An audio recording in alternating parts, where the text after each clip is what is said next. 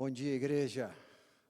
Que a graça e a paz do nosso Senhor Jesus Cristo seja com todos. Amém, irmãos? Tão bom poder começar mais um domingo na presença do Senhor, na casa dele, reunido entre nossos queridos irmãos, família. Agradecendo a Deus por mais um semestre. Vencemos a metade do ano hoje, dia 30 de junho. Estamos aí encerrando um semestre. Vamos glorificar ao Senhor pela oportunidade que Ele nos concedeu de servi-lo durante 6 meses, e vamos iniciar o próximo 6 meses agora, buscando a Deus com toda a nossa força, com todo o nosso entendimento, com toda a nossa fé. Eu queria abrir esse nosso culto, iniciar essa nossa celebração, lendo um texto que eu li hoje pela manhã na minha devocional, que está em 2 Crônicas, capítulo 31.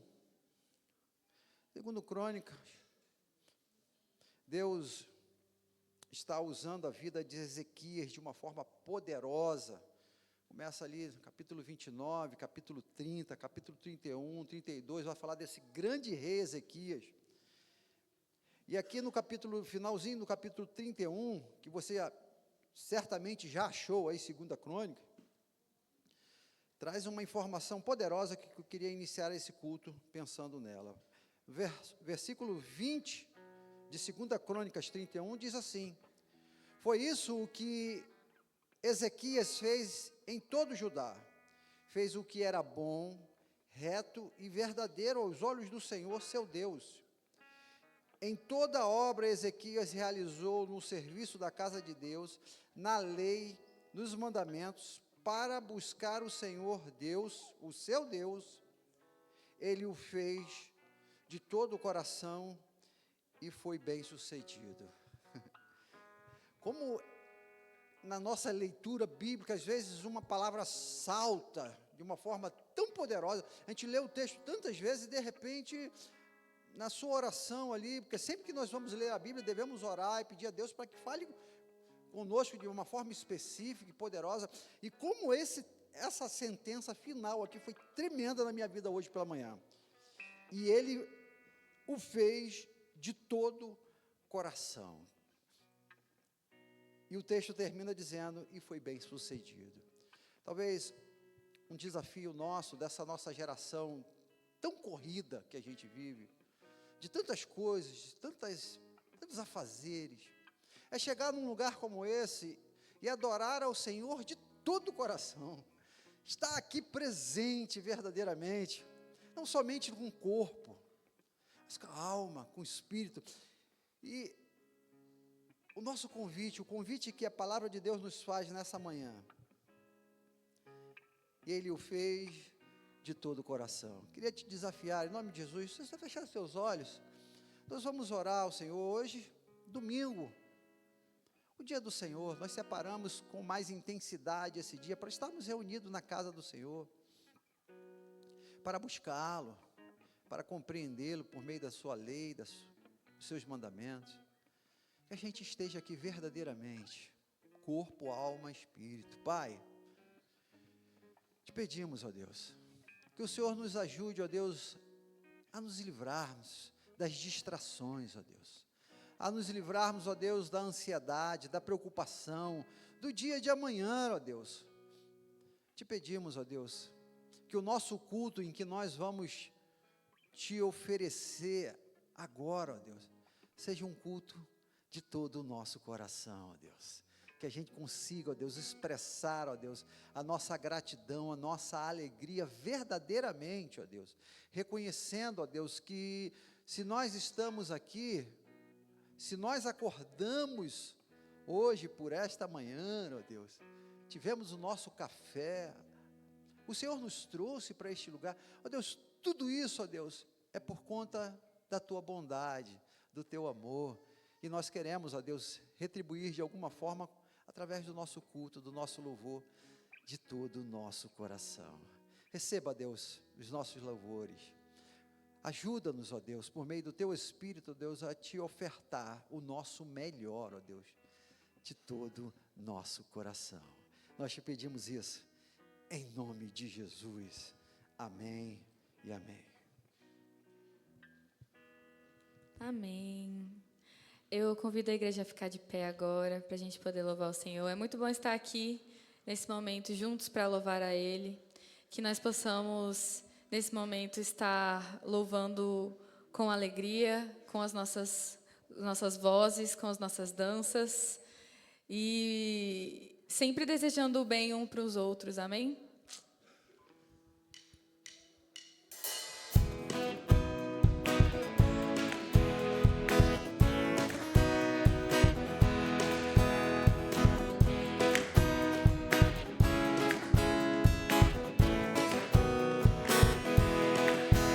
Ao chegar aqui, neste lugar, encontrei você feliz. Com você também, em comunhão, adoramos ao Senhor. Ao chegar aqui, neste lugar, encontrei você feliz. Com você também, em comunhão, adoramos ao Senhor. Com alegria, cantamos, com alegria, dançamos. No amor de Deus te abençoei, fui abençoado também. Com alegria, cantamos, com alegria, dançamos. No amor de Deus te abençoei, fui abençoado também.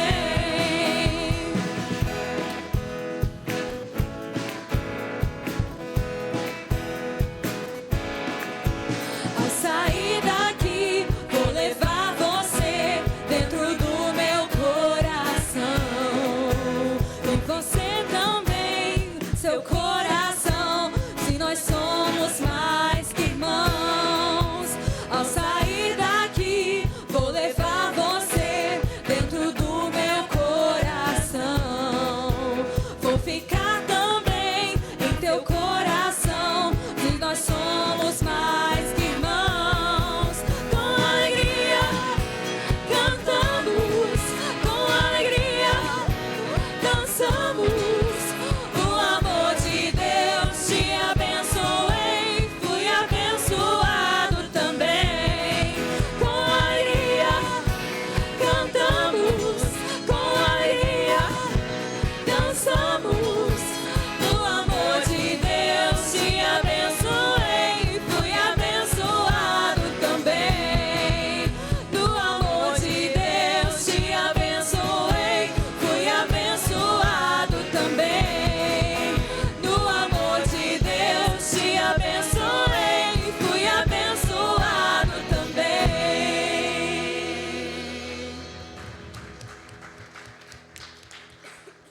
Amém. Bom dia.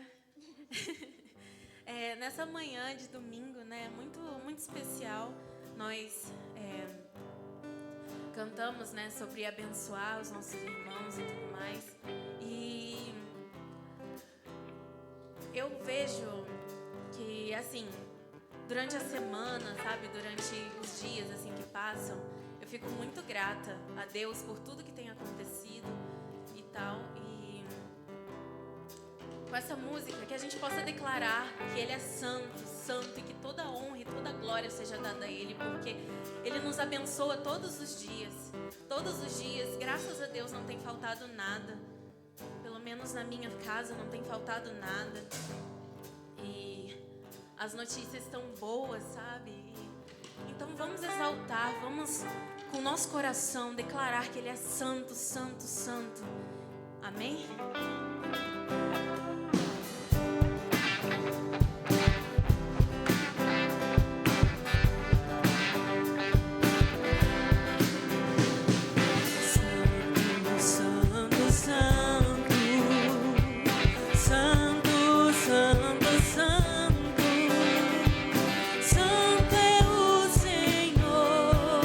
Poderoso,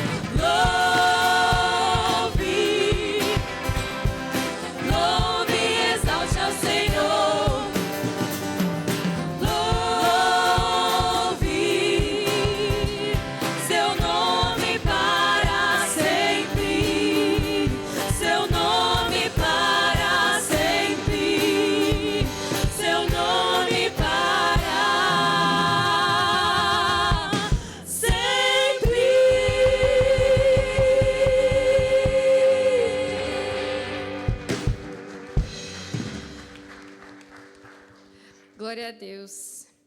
Eu queria ler um versículo antes dessa próxima canção, que está em Apocalipse 4:11, onde ele diz: Tu és digno, Senhor e Deus nosso, de receber a glória, a honra e o poder, porque criaste todas as coisas, e por tua vontade elas vieram a existir e foram criadas. Então, que nós possamos, mais uma vez, dar a Ele toda a honra e toda a glória, porque Ele é único, Ele é soberano sobre as nossas vidas.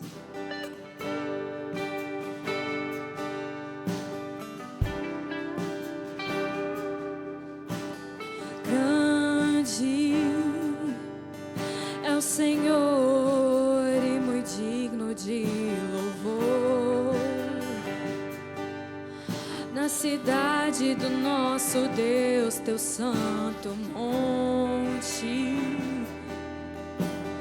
a alegria de toda a terra.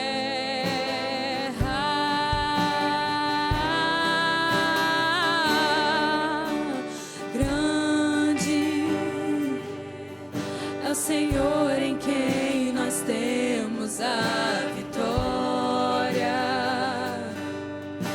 que nos ajuda contra o inimigo. Por isso diante dele nos prostramos.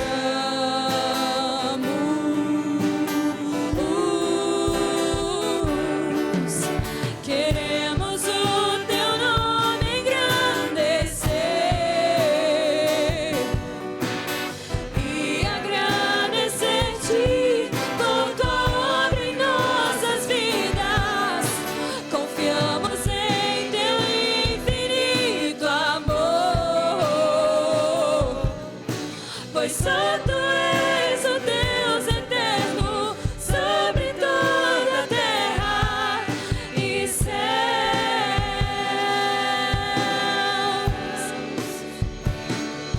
A honra, a glória, a força e o poder ao Rei Jesus, e o louvor ao Rei Jesus. A honra, a glória, a força e o poder ao Rei Jesus, e o louvor ao Rei Jesus. Te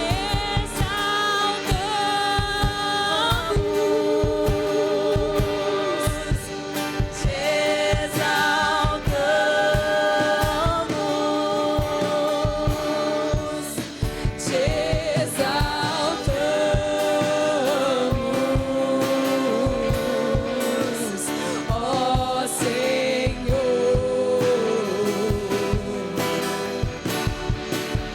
Te exaltamos,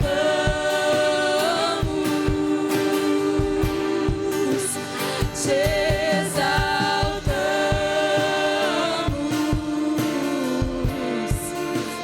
te exaltamos,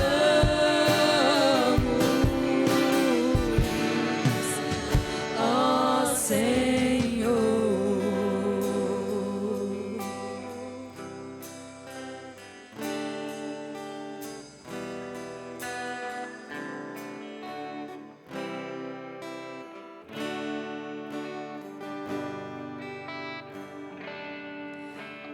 Ele é o Senhor, tua verdade vai sempre reinar. Terra e céus glorificam teu santo nome. Ele é exaltado, exaltado nos céus.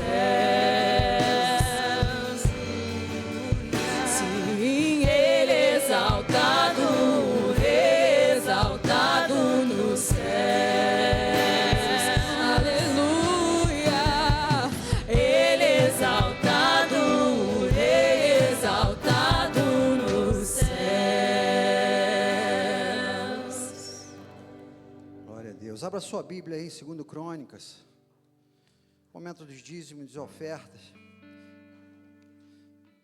Como eu falei aqui no início, fruto da reflexão dessa manhã, da minha devocional,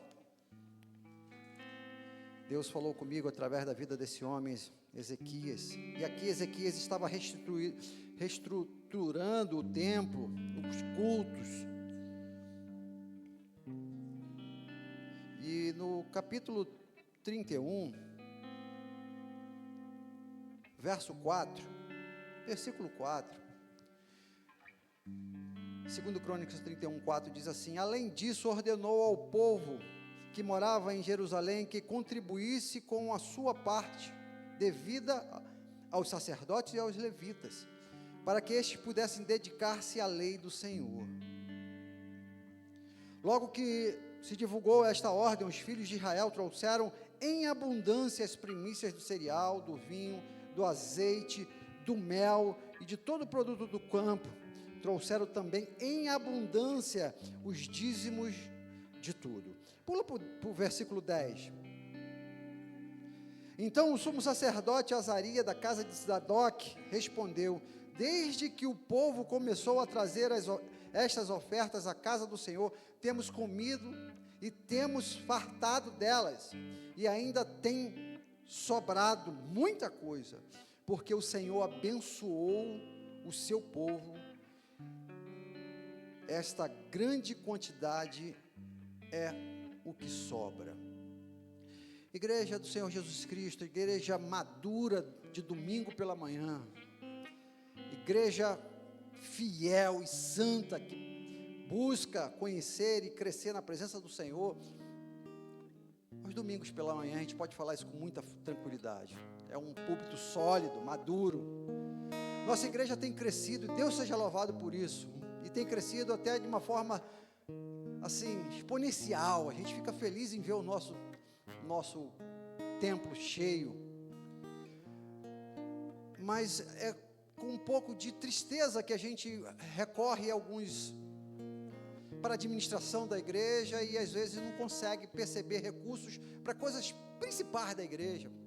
Como, por exemplo, a gente quer trocar esses bancos, a gente quer botar um banco e a gente não consegue. Parte disso, meus irmãos, é por falta da contribuição. Aqui diz o texto que Ezequias ordenou e o povo trouxe em abundância. E por conta disso, os sacerdotes puderam se dedicar a ensinar a lei do Senhor. E eu queria terminar dizendo aqui a nossa reflexão dos dízimos e oferta, que diz o texto que ainda tem sobrado muita coisa, porque o Senhor abençoou o seu povo. Olha que coisa linda, gente. A bênção de Deus em cima do seu povo, e desse povo generoso, desse povo que abre mão, desse povo que dizima, desse povo que oferta, Deus abençoa. Amém, igreja? Nós temos muitas coisas para fazer, muita obra missionária para ser feita através dessa igreja, não somente parte física, conserto das coisas da casa, mas muita obra, e que depende de todos nós, depende do povo, depende do seu entendimento,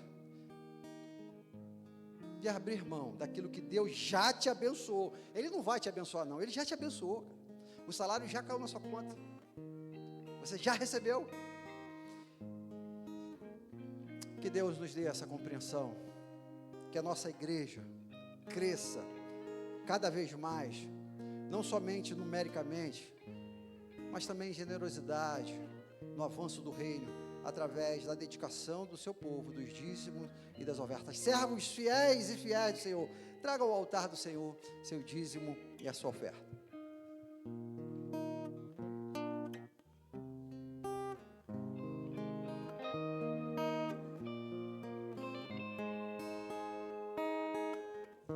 Diga para os temerosos, não há nada a temer. Poderoso é o teu Senhor, quando clama seu nome, Ele então virá. Ele te salvar. Ele vem para te salvar. Diga ao cansado, o teu Senhor virá. Ele vem para te salvar. Ele vem para te salvar. Ele vem para te salvar. Contemplar o Senhor e te levantarás. Ele vem para te salvar.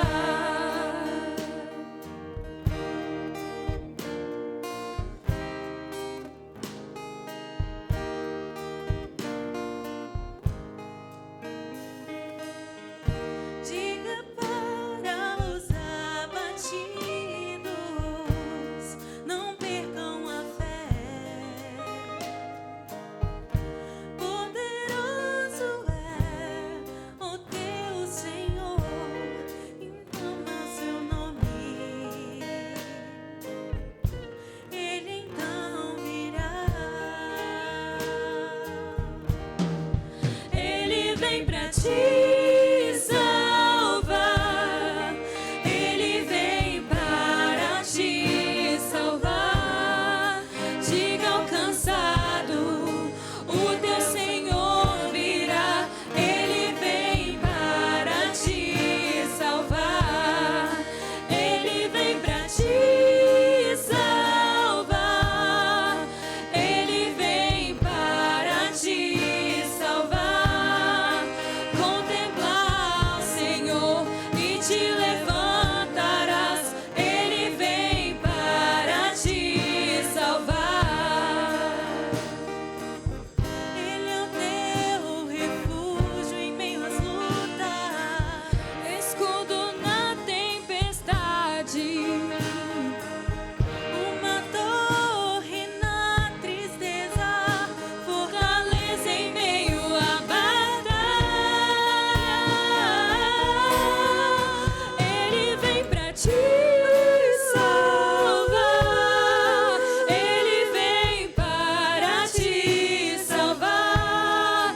Diga ao cansado, o teu Senhor virá. Ele vem para te salvar. Ele vem para te salvar. Ele vem para te salvar. Contemplar o Senhor e te levantarás. Ele vem para te salvar. Contemplar o Senhor e te levantarás. Ele vem para te salvar.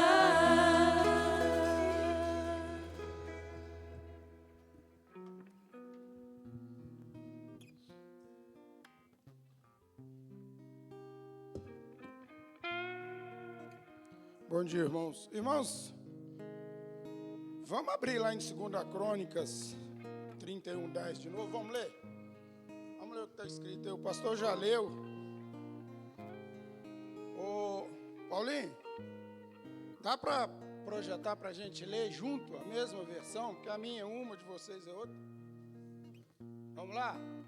Então, o sumo sacerdote Azarias, da casa de Zadoque, respondeu: desde que o povo começou a trazer estas ofertas à casa do Senhor, temos comido, nos temos fartado delas, e ainda tem sobrado muita coisa, porque o Senhor abençoou o seu povo, e esta grande quantidade é o que sobra.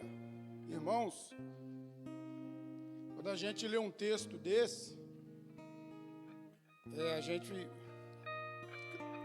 eu não sei, né, o que passa no coração de cada um, mas o que passa no coração de um membro que não consegue entregar o dízimo deve ser, isso é brincadeira.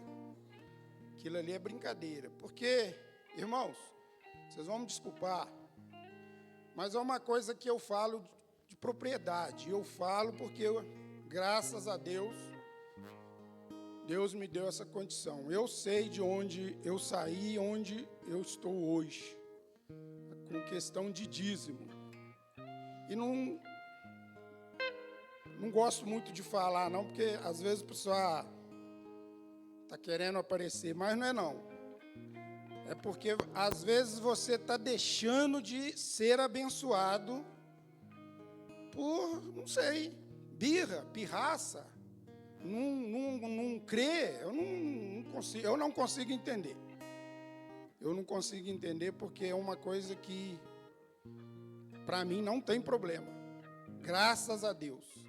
E se não tem problema para mim, não tem problema para muitos dos irmãos, por que tem problema para alguns?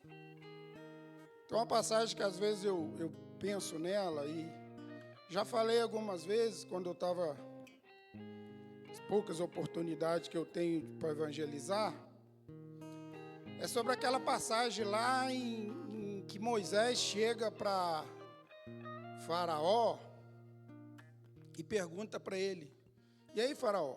Não foi assim, né? Mas está lá na Bíblia, pode ler depois. Quando que você quer que eu ore para que as rãs vão embora? Rapaz, o Egito está cheio de rã e o cara chega para morrer a hora amanhã. Pô, o troço já estava incomodando ele, chega assim a oportunidade. Que hora que você quer que eu ore? Aí o cara, não, deixa, vamos ficar hoje, a gente fica aqui com elas, você ora amanhã cedo. Então, a mesma coisa é questão do dízimo. Quando, irmãos, vocês estão deixando, eu não estou generalizando, nem estou dizendo que aqui acontece isso, mas tem muitos irmãos que estão indo numa conversa fiada aí. Ontem mesmo eu estava vendo no Facebook, diz que é pastor, mas não consigo entender, falando que lá em Malaquias aquilo ali era para os levitas e sacerdotes, não é para nós hoje não. Então nós vamos pegar o Velho Testamento, não tem nada ali que é para nós, só vamos praticar o Novo Testamento. Então são essas mentes aí que às vezes está falando isso. Por que eu estou dizendo isso? Porque agora é momento de glorificar a Deus também. Graças a Deus, esse mês a gente encerra a obra lá em Ponte Alta. Pela glória de Deus, dessa igreja aqui, foi investido em torno de 115 mil. Olha só, 115 mil reais. Então, não ficamos tristes também. Não temos banco. Não temos banco, mas temos uma congregação agora que quando chegar um pastor lá, ele vai, isso aqui é uma igreja, não é um barraco, porque o prédio lá era no tijolo. As nossas casas, não sei aqui, mas pelo menos a minha, eu nunca morei em casa de tijolo, só de tijolo, sempre tinha embolso e pintura. Então lá agora está embolsado, está pintada e só falta as portas, já foram encomendadas para fechar as divisórias dos vasos e do banheiro, onde fica o chuveiro. Já foi orçado, já foi encomendado, já está fazendo. Então, graças a Deus, é motivo de gratidão a Deus e vamos avançar. Mas para que nós possamos avançar, é interessante, não só para a obra, mas para você receber a bênção. Não é que Deus faz negócio com, se você me devolver o dízimo, eu vou te abençoar. Não é assim que funciona. Eu não sei como que funciona, mas eu sei que funciona.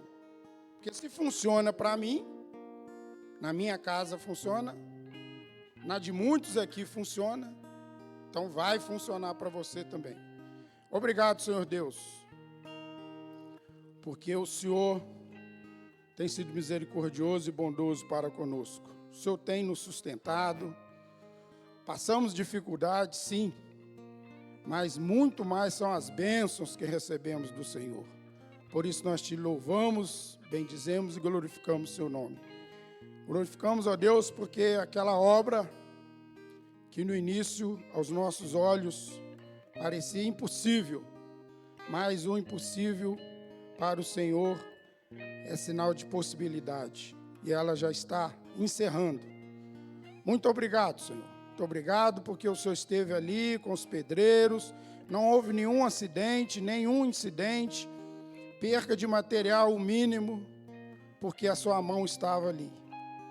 E a sua mão continuará conosco, nos sustentando. Mesmo, Deus, nas adversidades, o Senhor é bondoso e misericordioso. Aceita, Deus, esses dízimos, essas ofertas, e que nós possamos a cada vez mais buscar a Tua presença, fazer a Sua vontade e aplicar esses recursos da melhor maneira possível. Continua falando aos nossos corações, em nome de Jesus, amém.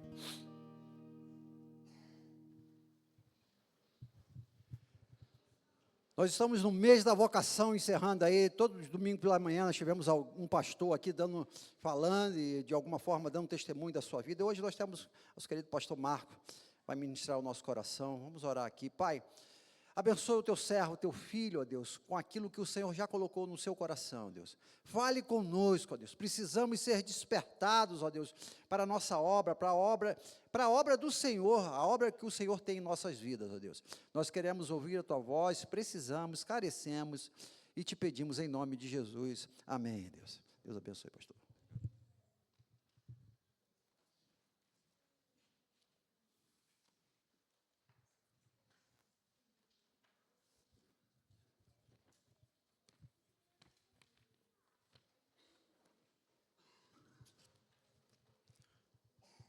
Graça e paz, irmãos. Graça e paz, irmãos.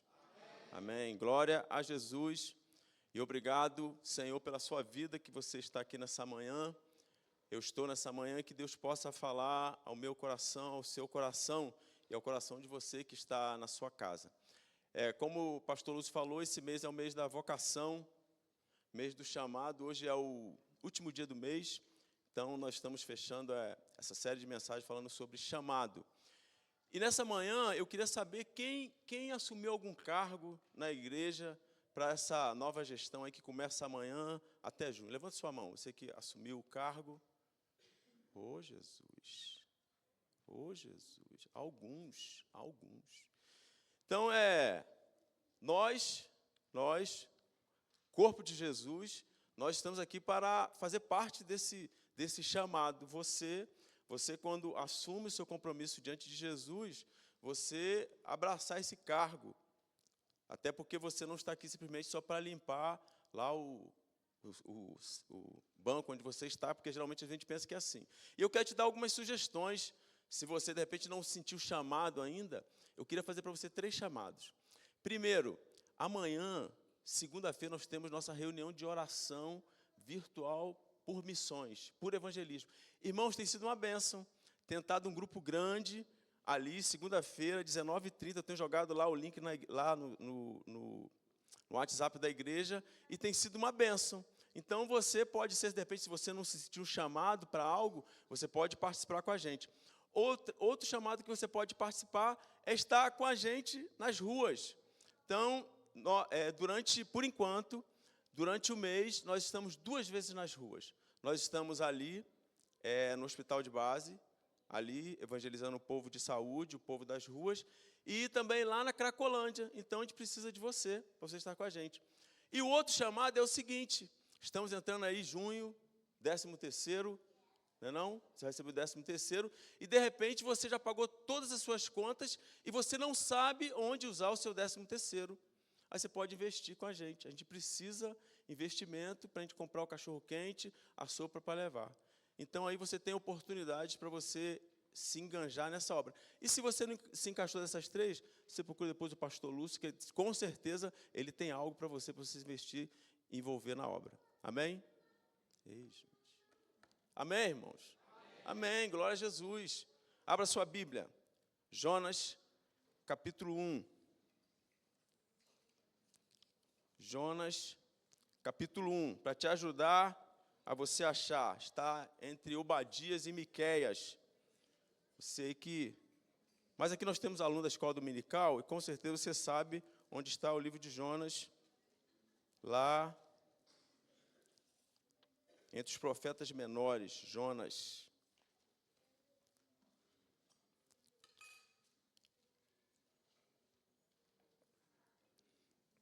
Jonas capítulo 1.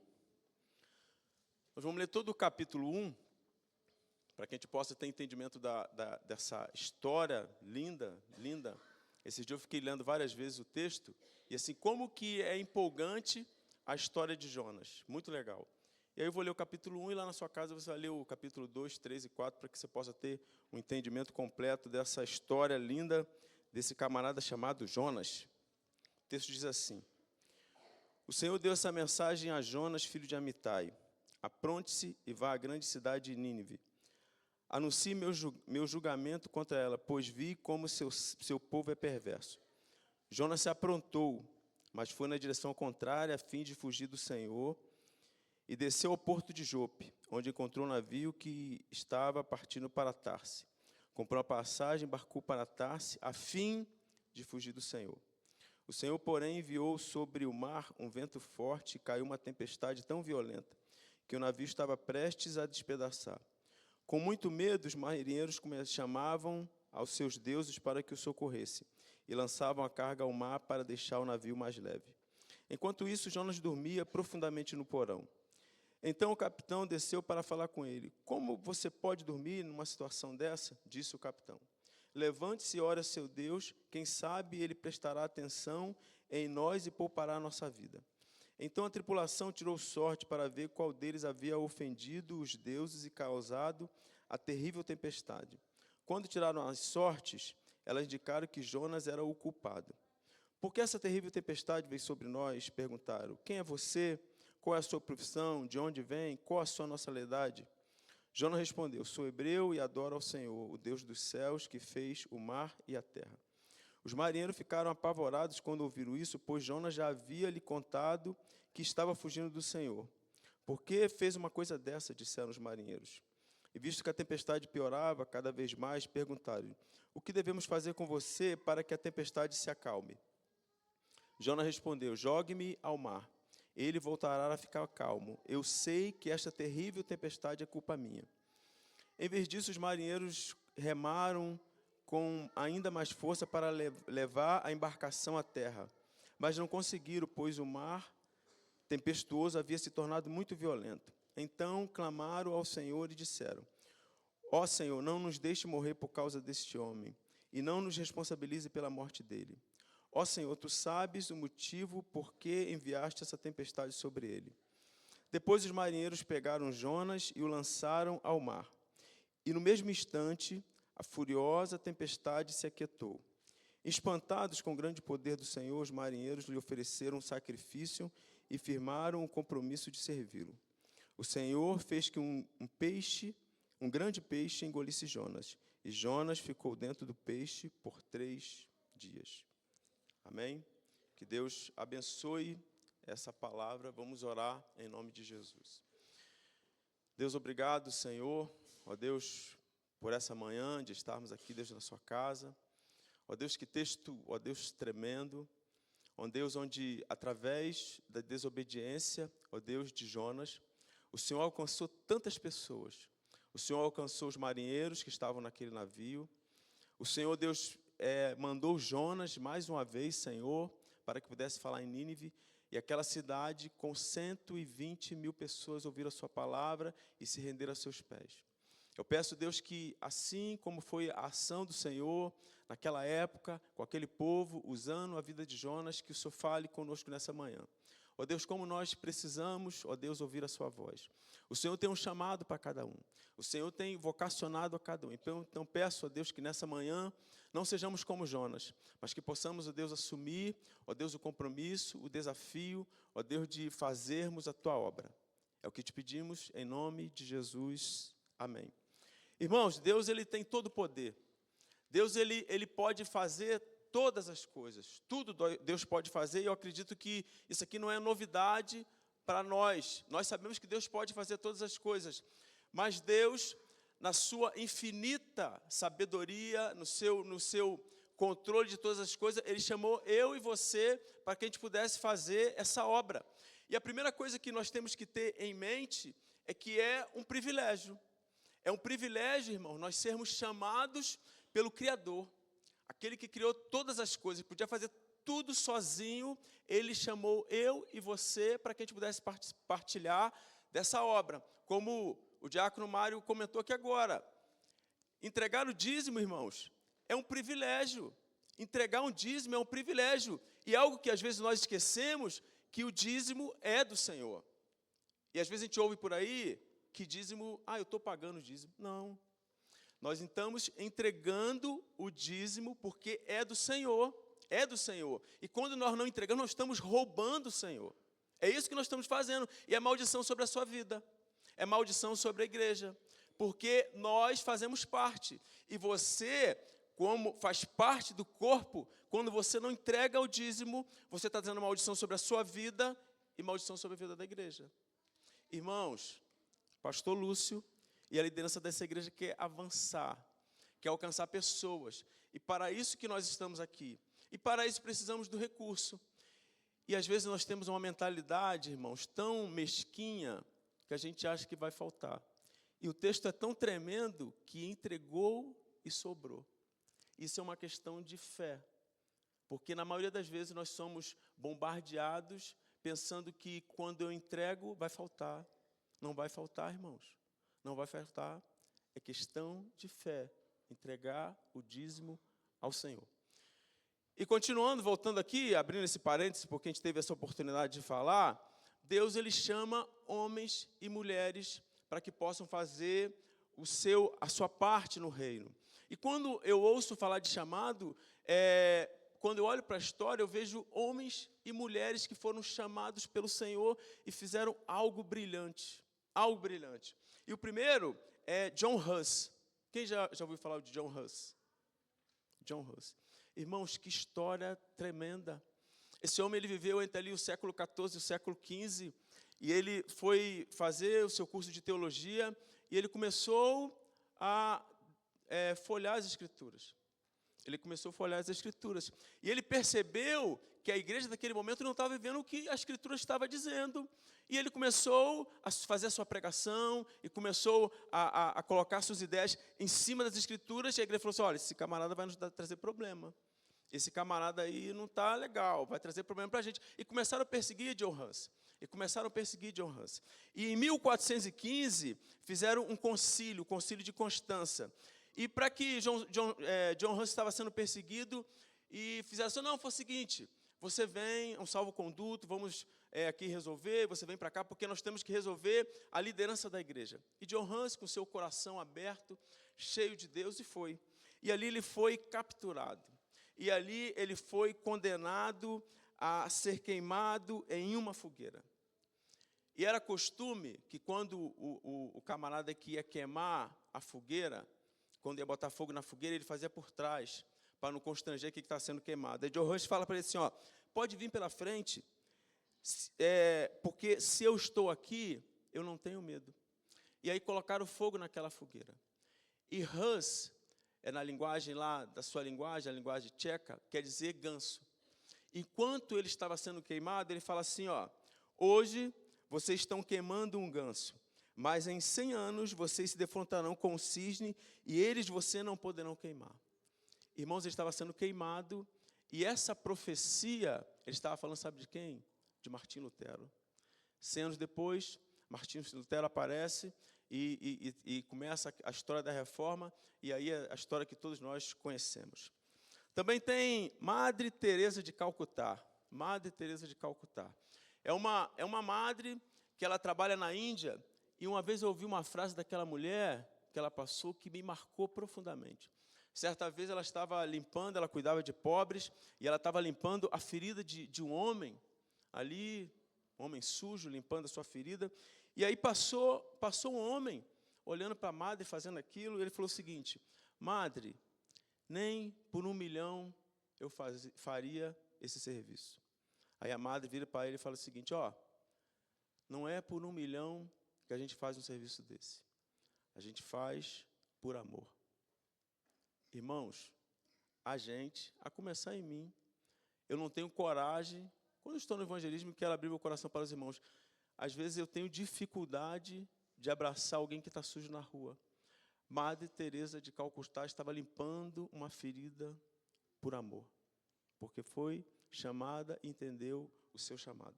E por último foi o pastor Billy Graham.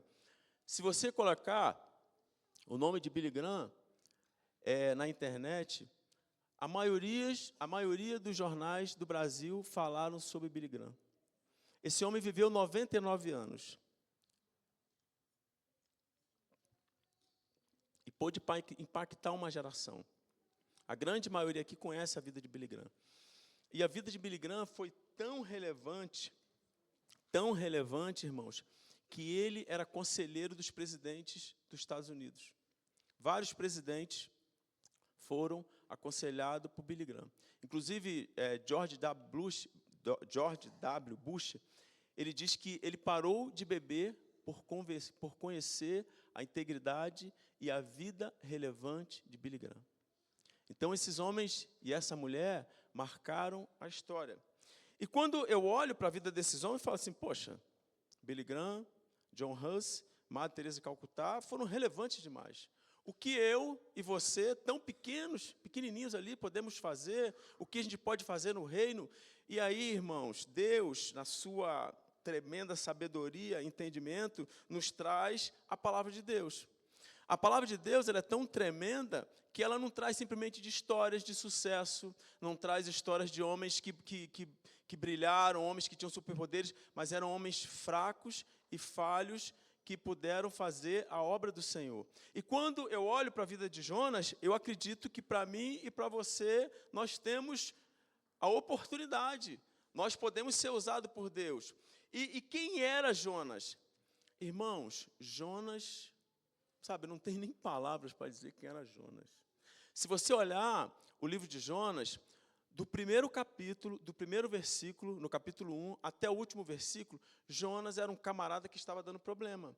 Ele começa o texto fugindo daquilo que Deus tinha chamado. E lá no final, ele questionando Deus, ele brigando com Deus, porque Deus fez com que aquela planta morresse. Ele está questionando. E assim, ele era tão complicado que ele fica irado a ponto de querer morrer porque tinha morrido uma planta. Nada contra plantas, irmãos. De repente tem alguém que gosta de planta aí. O Marco... Não, não sou contra a planta, não. Não é isso. Mas ele está fazendo questão de ficar de uma planta. 120 mil pessoas longe, indo para o inferno, e ele está preocupado com a planta. Então, a gente percebe como que Jonas era um camarada complicado. E eu queria que você pudesse acompanhar na sua Bíblia aí alguns senões da vida de Jonas. Primeiro, ele fugiu, lá no capítulo 1, verso 1. No capítulo 1, verso 3, a gente percebe que ele não estava disposto a cumprir a sua missão. Ele estava disposto que pudesse fracassar. E lá no capítulo 3, verso 4, apresenta o seu sermão. Irmãos, que sermão medíocre. Olha lá, capítulo 3, verso 4. Olha o sermão de Jonas. Daqui a 40 dias, Nínive será destruída. Ponto. Esse é o sermão de Jonas. Tanto que o pastor Hernando Dias Lopes, no seu comentário, ele ressalta a mediocridade de Jonas no seu discurso, no seu sermão. E às vezes a gente fica aí horas, procura a Bíblia, um monte de coisa para fazer, um sermão, e Jonas, medíocre, fazendo aquilo ali, algumas linhas. Ele reclama da bondade de Deus. Quando Deus salva o povo de Nínive, a cidade de Nínive, ele reclama, Deus, eu sabia que o Senhor ia salvar, eu sabia... Ele reclamando da bondade de Deus. Ele lá no capítulo 1, ele diz que adora ao Senhor, mas ele começa a discutir com Deus. Deus, eu quero morrer. O Senhor salvou. Irmãos, ele estava querendo morrer porque Deus salvou o povo de Nínive. Ele estava querendo morrer porque Deus salvou uma planta. Esse era Jonas. E mesmo assim, Deus continua a chamar Jonas. E a primeira lição, irmãos, que eu posso tirar desse texto para a minha vida e para a sua vida, é que Deus chama quem Ele quer. Deus chama quem Ele quer. A gente começa a ler o texto assim, e eu comecei a imaginar Deus lá no céu, fazendo as suas missões. Isso aqui é para Jonas. E eu imaginando, Gabriel do lado de Deus assim, Senhor, Jonas. Deus, fica quieto. eu tenho um propósito. Eu tenho um propósito. Então, irmãos, o que eu trago, o que eu entendo por cá, que a gente não consegue entender os critérios que Deus tem para chamar cada um de nós. Deus tem os seus critérios, Deus tem as suas formas, mas não cabe a mim e não cabe a você a ver como que Deus, ele elenca os seus critérios. Se eu olho para a vida de Jonas, irmãos, não havia critério nenhum. Não havia. A única sensatez que eu vejo em Jonas é quando os marinheiros falam assim, e aí, o que nós vamos fazer com você? Com a sua vida? A única coisa que eu consigo ver no texto é falar assim, me jogue no mar, porque eu sei que essa tempestade que está acontecendo é por minha causa. O único momento de sensatez que eu vejo em Jonas é esse momento. E o restante eu não consigo ver. E assim mesmo Deus o chama para algo nobre. Jonas, ele foi o único profeta missionário no Antigo Testamento. Ele foi o único profeta que foi chamado para falar um povo que não conhecia Deus. Olha a missão que Deus trouxe para Jonas. Então, se ele trouxe para Jonas, irmãos, nós não podemos dizer não. E, às vezes, nós temos algumas desculpas. Às vezes, nós temos algumas desculpas. Imagina aí que a Aline e a comissão estavam passando na igreja. João, você pode fazer isso? Ah, não. Chama Pedro. Poxa, eu não consigo. Poxa, chama Pedro, porque Pedro é melhor. Ele não assume, ainda passa para o outro. Chama Pedro. Às vezes também nós temos aquela desculpa de que, poxa, é limpar o banco? Não tem um espaço no louvor, não? Um espaço aqui na frente? Eu vou limpar o banco? Poxa, eu vou ficar na oração, mas na oração eu não vou aparecer. Às vezes são essas desculpas que nós trazemos, irmãos.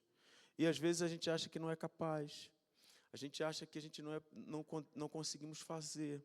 E eu posso dizer para você que se Deus te chamou, você é capaz.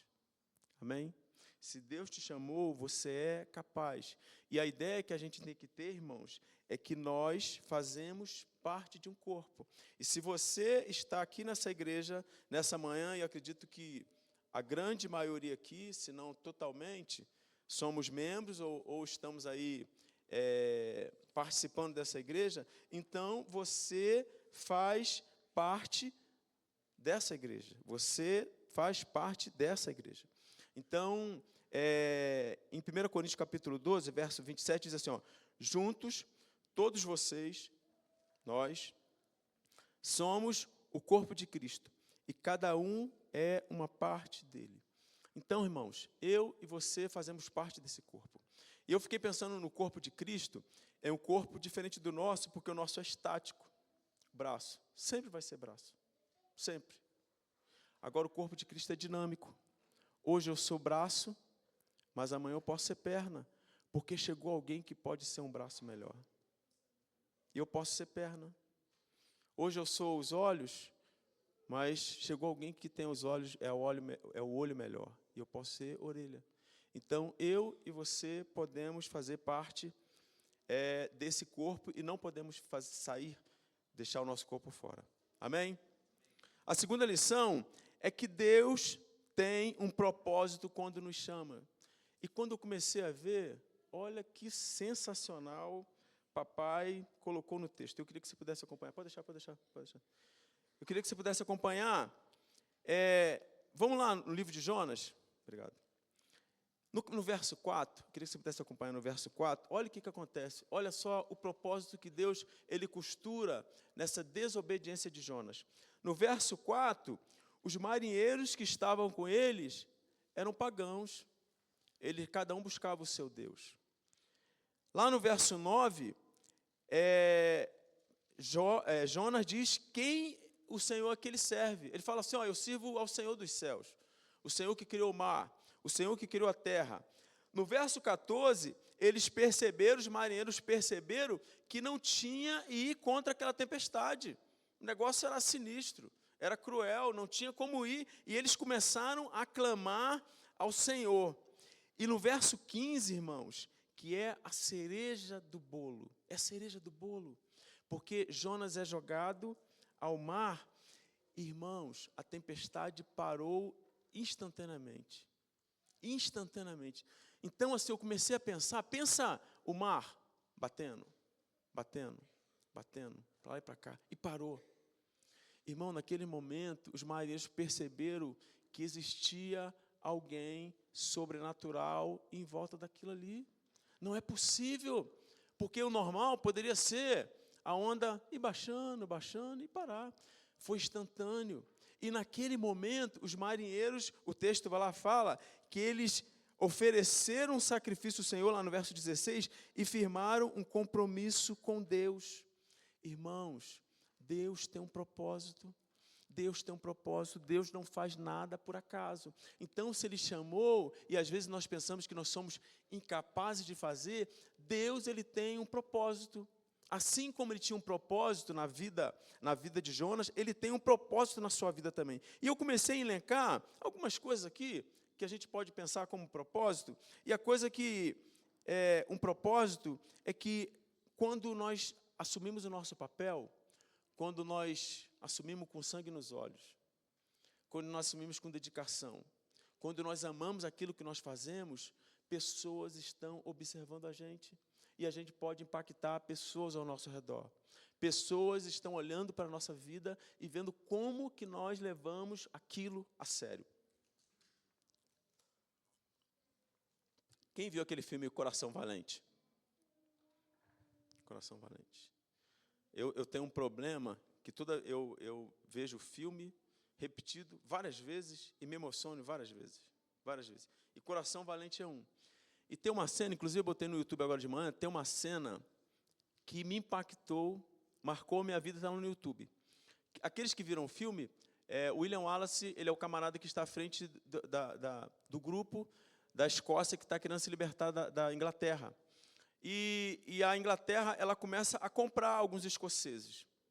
E aí, Robert de Bruce, o pai dele faz um acordo com a Inglaterra para que Robert de Bruce ele possa assumir o governo da Escócia e ser subordinado à Inglaterra.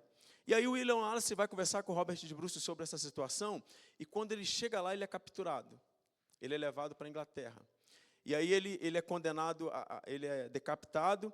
E quando ele está sendo decapitado, e aí o seu algoz, ele fala assim, você tem a oportunidade de renunciar a isso. E aí ele busca assim, enche o seu pulmão de ar e fala assim, liberdade.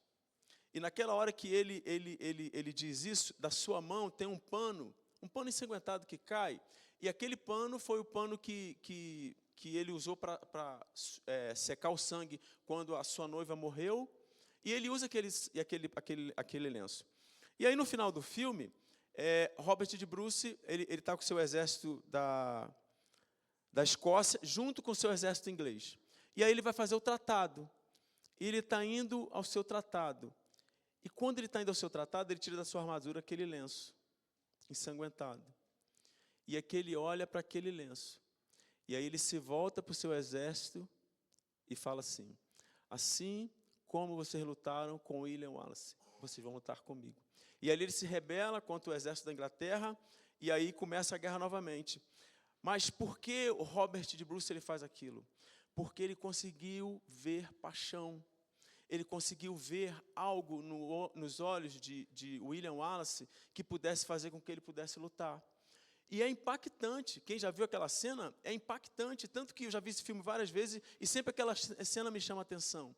Então, quando eu faço algo, quando eu tenho paixão, quando eu amo algo, eu vou mexer com vidas. Eu vou mexer com vidas. E Deus pode usar isso com propósito. Eu posso, entender como propósito, é quando eu estou diante do desafio, eu me aproximo do Senhor. Deus ele permite muita coisa na nossa vida para que a gente possa se aproximar, para que a gente possa ter um relacionamento com Ele. Então, Deus muitas das vezes permite que você assuma algo que você acha que você não é capaz, e Deus te dá a oportunidade de se aproximar, através da leitura bíblica, através da oração, através de uma busca, de um tempo devocional. E isso pode ser propósito que Deus traz para a minha vida e para a sua vida através do chamado. Então, a gente tem que, esses aqui e outras coisas que Deus pode colocar na minha vida e na sua vida para que possa abençoar o reino de Deus. Amém? Terceira lição que eu posso tirar do texto. Deus é soberano na sua decisão. Verso 3 e verso 4. Jonas se aprontou, mas foi em direção contrária a fim de fugir do Senhor. Desceu ao porto de Jope, onde encontrou o navio, onde estava partindo para Tarsis. Comprou uma passagem e embarcou para Tarsis, a fim de fugir do Senhor. O Senhor, porém, enviou sobre o mar um vento forte, e caiu uma tempestade tão violenta que o navio estava prestes a se despedaçar com muito medo. E com muito medo os marinheiros clamaram aos seus deuses para socorrerem e lançaram carga para que pudesse aliviar. Então Deus sabia, irmãos, Deus sabia que Jonas ia fugir. Deus sabia. E quando eu olho para a vida de Jonas, eu vejo que todas as suas atitudes, tudo que ele estava fazendo era contra aquilo que Deus queria. Mas Deus, ele tinha decidido no seu coração em chamar Jonas. E Deus, quando decide, irmãos, ele prossegue, ele vai. E quando eu penso de chamado, quando a gente pensa de uma comissão, quando ela está nos chamando, não é a comissão que está te chamando.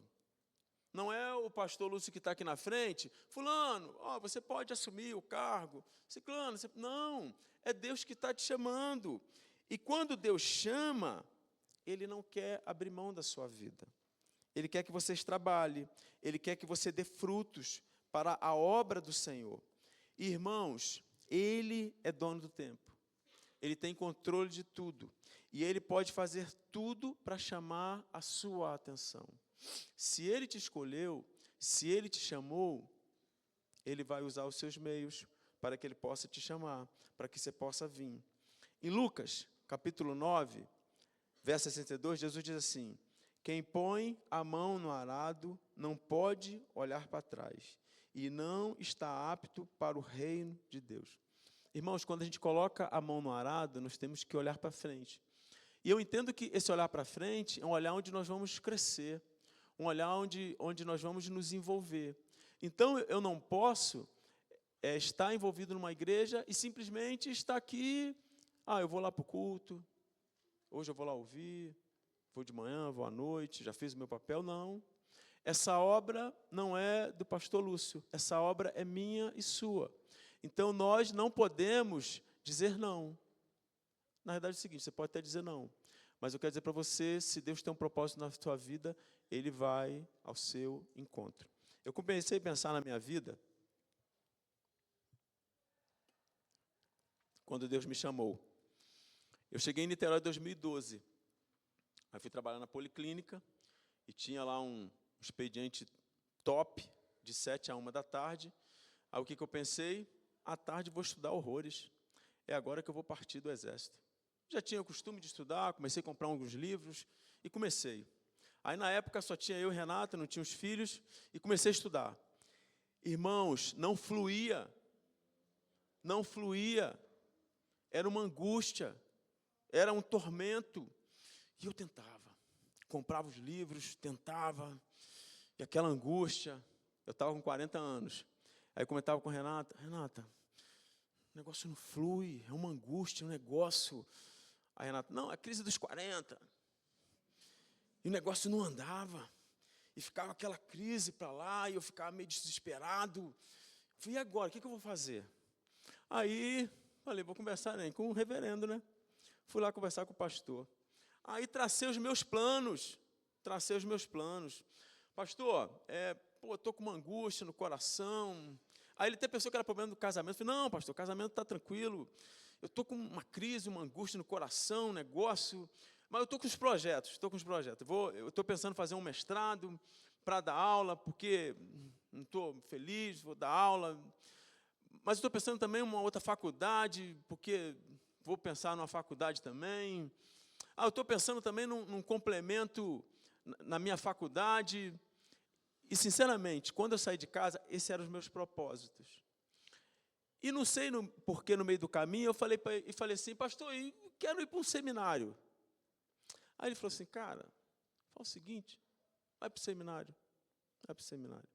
Isso era meados de 2012. Eu cheguei em casa, era junho mais ou menos, pensei, Pensei, sabe uma coisa? Vou resolver esse negócio agora. Fui para o seminário, meado do ano. Irmãos, a crise passou, não tive mais crise. Então, eu pude entender claramente que era papai incomodando. Filhão, eu te quero aqui. Filhão, não te quero mais lá. Não te quero lá, eu te quero aqui. É aqui que eu te quero. E eu pude entender que era incômodo de Deus. Então, se você tem sentido incômodo por algo, é Deus falando, cara. É Deus falando com você, Deus quer. E assim, necessariamente, não precisa ser, tem que ser pastor. Não. Porque Deus, quando olha para a gente, Ele não vê pastor. Ele vê servos, Ele vê pessoas para trabalhar no seu reino. Então, quando Ele olha para o pastor e para aquele que limpa o banco, é a mesma coisa. É a mesma coisa. Porque, irmãos, o nosso investimento do pastor, até aquele que limpa o banco, é para salvar vidas. Vai salvar vidas. E é isso que Deus olha. Então, às vezes, eu tenho que ser pastor. Não, irmãos, não. Deus chama cada um, Deus tem um chamado para cada um. Então, se Deus, Ele tem levado ao seu coração incômodo, e assim como Ele trouxe ao meu, e se eu estou compartilhando com vocês, se Ele colocou ao meu coração, porque deve ter alguém aqui que tem sentido incômodo da sua vida, Deus tem te chamado para algo. Eu quero dizer para você que enquanto você não falar sim, esse incômodo vai continuar. Esse incômodo vai continuar. E por fim, quarta lição do texto é que o Deus que chama é um Deus misericordioso. Lá, capítulo 4, verso 10 e 11, diz assim: Então o Senhor disse, você tem compaixão de uma planta, embora não tenha feito coisa alguma para que ela crescesse. E ela depressa apareceu e depressa murchou. Nínive, porém, tem mais de 120 mil pessoas que não sabem decidir entre o certo e o errado, sem falar de muitos animais. Acaso não devo ter compaixão dessa grande cidade? Irmãos, eu fiquei pensando que no final aqui Deus falou assim: Jonas, vem cá, vamos conversar. Meu amigo, você está irado, você está indignado porque uma planta morreu. Você está querendo morrer porque uma planta morreu.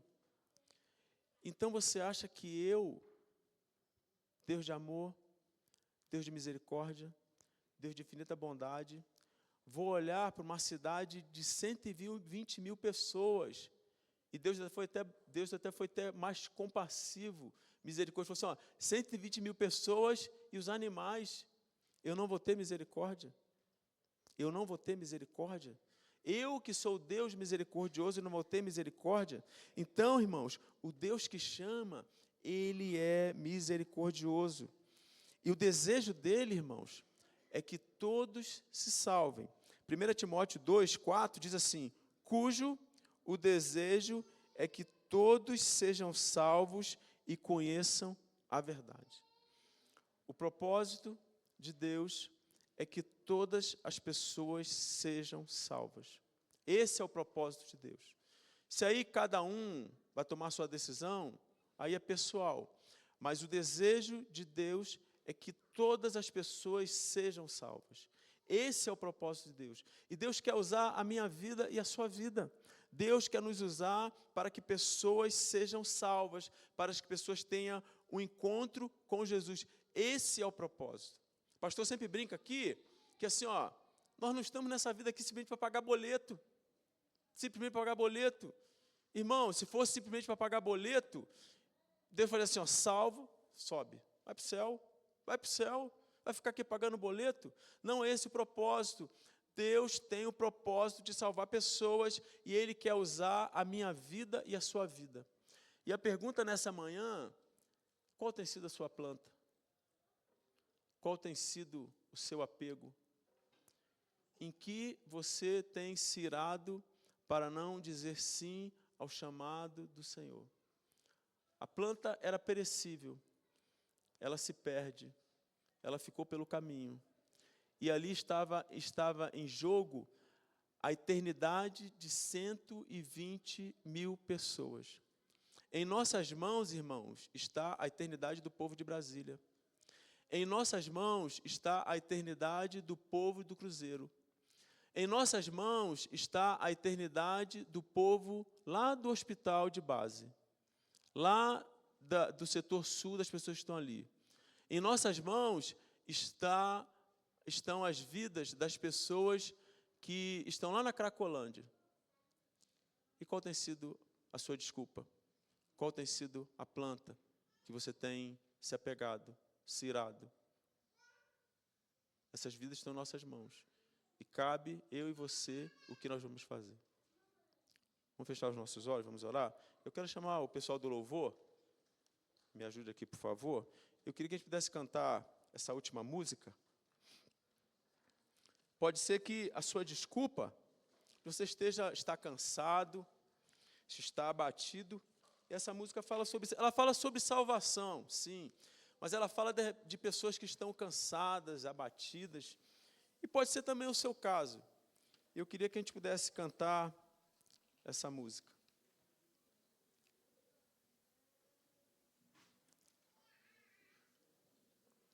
Vamos ficar de pé, por favor?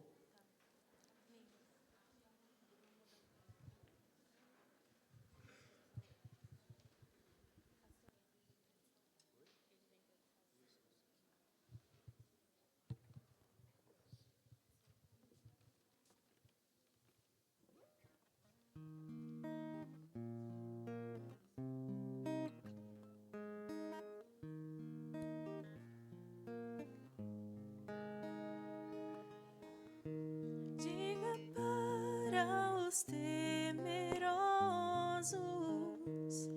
não há nada a temer.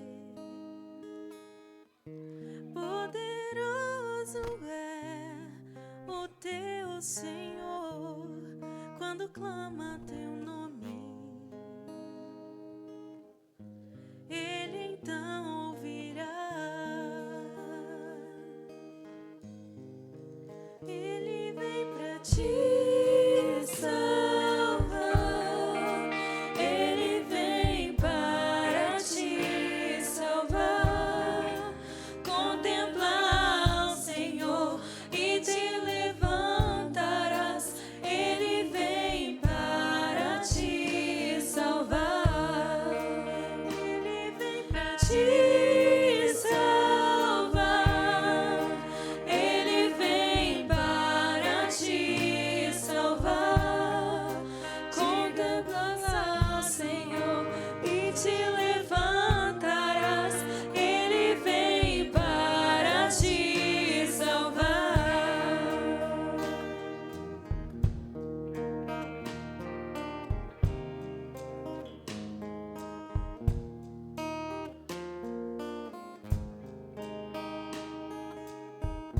Diga para os abatidos, não percam a fé. Poderoso é o teu Senhor quando clama seu nome. Ele então virá. Ele vem pra te salvar. Ele vem para te salvar. Diga ao cansado, o teu Senhor virá. Ele vem para te salvar. Ele vem pra te salvar. Ele vem para te salvar. Contemplar o Senhor e te levantarás. Ele vem para te salvar. Irmão, nesse momento vamos orar. E hoje é o nosso último dia que a gente está falando aqui sobre chamado. E não sabemos quando Deus vai colocar no coração da liderança de falar sobre chamado. E eu não posso perder a oportunidade de te convidar. Se você pudesse vir aqui na frente, você que tem relutado por um chamado na sua vida, eu tenho certeza absoluta que Deus colocou no meu coração, porque tem pessoas aqui que são chamadas. E eu não digo chamado simplesmente para o ministério pastoral ou para missionário, mas se você sente chamado, e até às vezes você não sabe para aquilo que Deus tem te chamado, mas Deus tem te chamado, eu quero convidar para que você venha aqui na frente. E geralmente eu falo para vir aqui na frente porque quando eu tomo a atitude de ir lá na frente, eu estou dizendo para Deus, Deus, eu estou dizendo sim. Deus, eu vou fazer a sua obra. Deus, a intenção do capeta não é mexer na minha vida. Então é uma atitude de fé. Então eu quero te convidar que você possa vir aqui à frente, você que tem um chamado. Jovem, você tem tempo. Você tem tempo, Deus te deu uma vida para você viver, para você se entregar para o Senhor, e Deus tem chamado a sua vida. Então eu quero te convidar. É ousado, não é fácil, mas eu quero te chamar. Deus incomodou o meu coração. Eu quero que você possa ter coragem de vir aqui à frente. É uma atitude de coragem, é coragem. Vir aqui na frente é coragem. Então, Deus, a minha vida é do Senhor. Eu quero que o Senhor possa fazer cumprir. Louvado seja Deus por jovens que estão aqui na frente. Deus tem chamado pessoas para estar aqui na frente.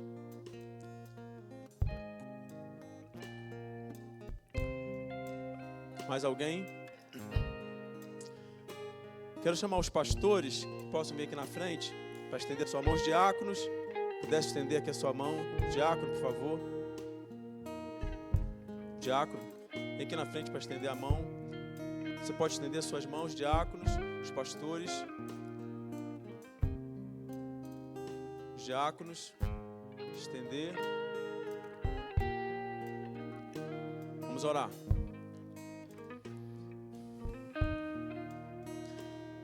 Ó Deus, obrigado, Senhor, por essa manhã, onde, Deus, nós estamos aqui, Deus, na sua casa.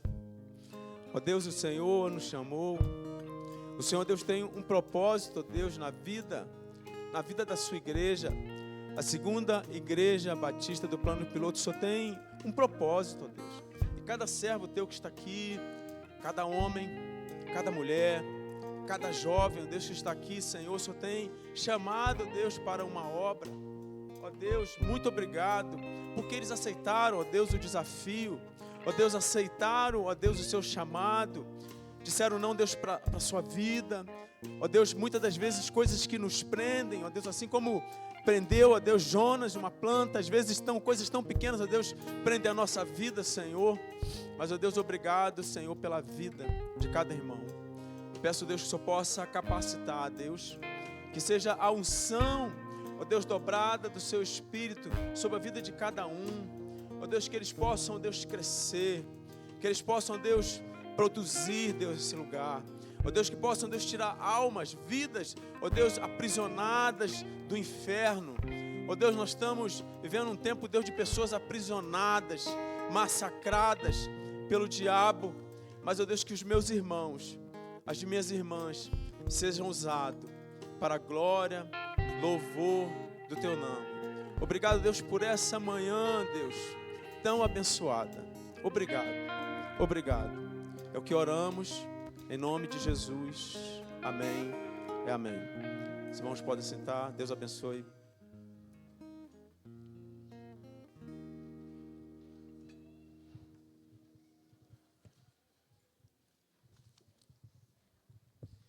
Obrigado, pastor Marcos. Deus seja louvado. Você saiu de casa, pediu para Deus falar contigo, falou contigo aí. Agora resta saber se você vai querer dar uma voltinha na barriga do peixe ou se você vai querer realmente fazer o que Deus mandou você fazer, né?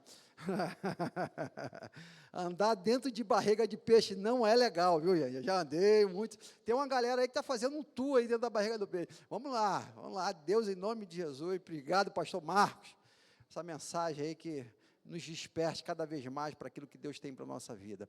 Queridos, 5 minutos. 5 minutinhos para você beber uma água, esticar a canela e ir para a escola bíblica. Vamos ficar de pé que eu quero dar a bênção apostólica para vocês. 5 minutinhos para você ir para a sua escola bíblica. Que o amor de Deus Pai, que a graça salvadora de Jesus Cristo Filho, que a comunhão e as consolações do Espírito Santo de Deus, o nosso doce e eterno Consolador, seja com esta igreja. e com todo o povo de Deus espalhado em toda a face da terra, agora e pelos séculos dos séculos. Amém e amém. Vamos lá, Escola Bíblica Dominical.